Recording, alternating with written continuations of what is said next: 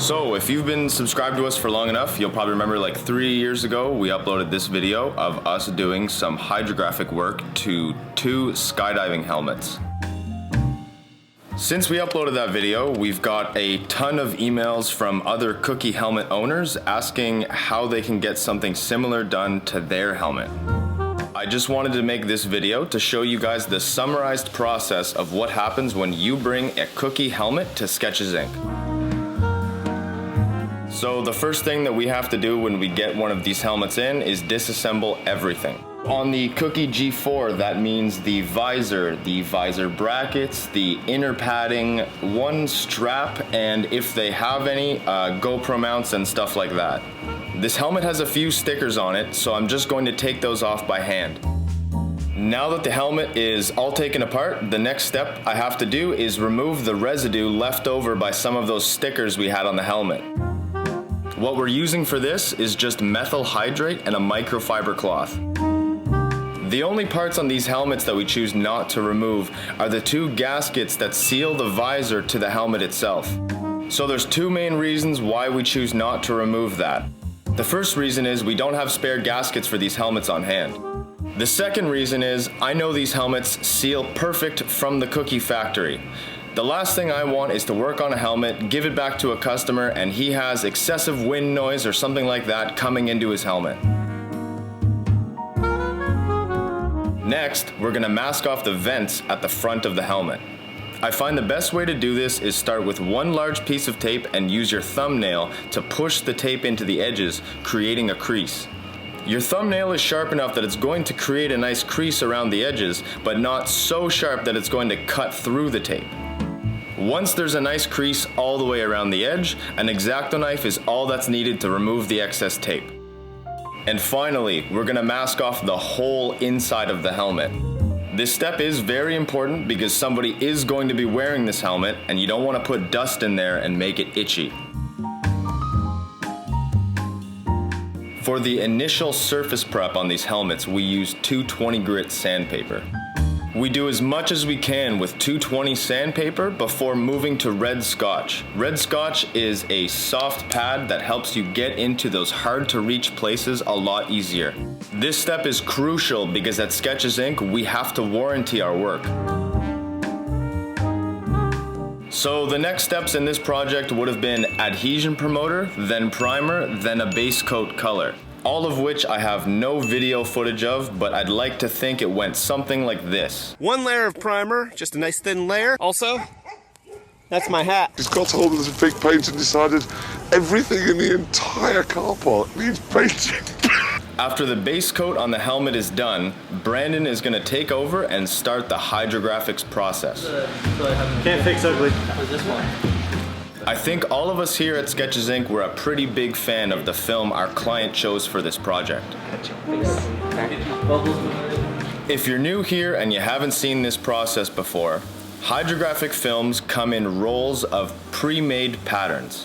When you dip something, you simply roll out the amount you need, cut it off, and store the rest.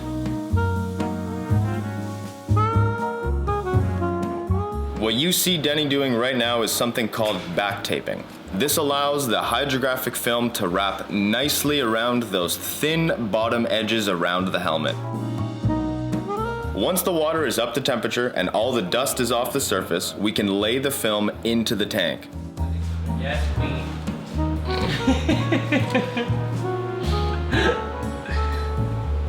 Have you actually watched that show? It's the hair for me.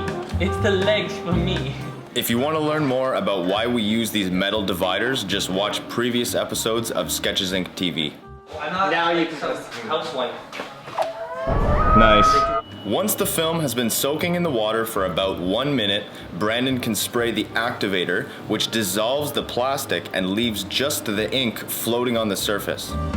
This stuff gets super greasy when it lands on your camera, which is why I'm filming from back here. Ryan can do whatever he wants though.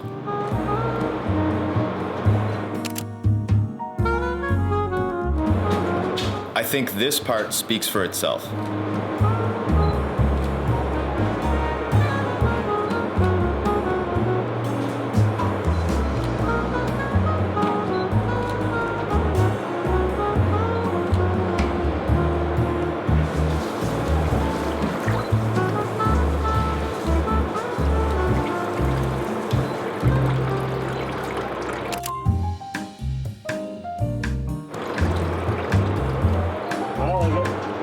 The next step in any dip is to remove that greasy activator I was talking about earlier. Every time you dip something, it comes out of the water covered in that activator slime, and you have to rinse that stuff off pretty much right away. Yo, get my Crocs, zoom in on my Crocs. Yeah, of course. Nice. The next step in this project would have been clear coat. I also didn't get video of that, so here's an artist's rendition of what that looked like. Look! Before we can place the decals onto this helmet, we have to airbrush some drop shadows underneath where they'll go. Because these decals will go underneath the clear coat, Brandon is lightly scuffing the vinyl so that the clear coat over top sticks to the decal itself and not just the surfaces around it.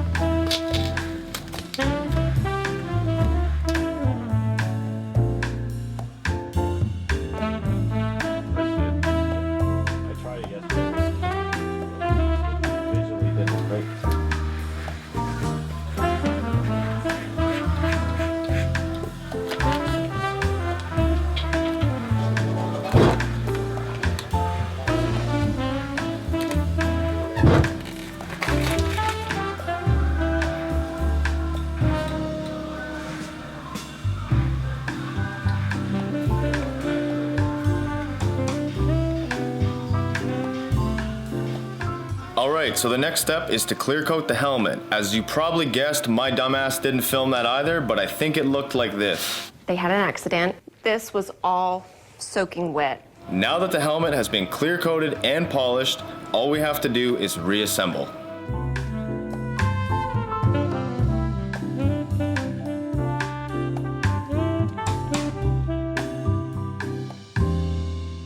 I've got to remove the old masking.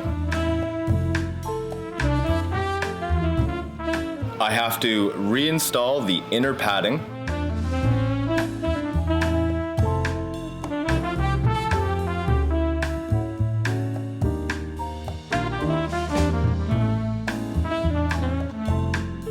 Reinstall the visor.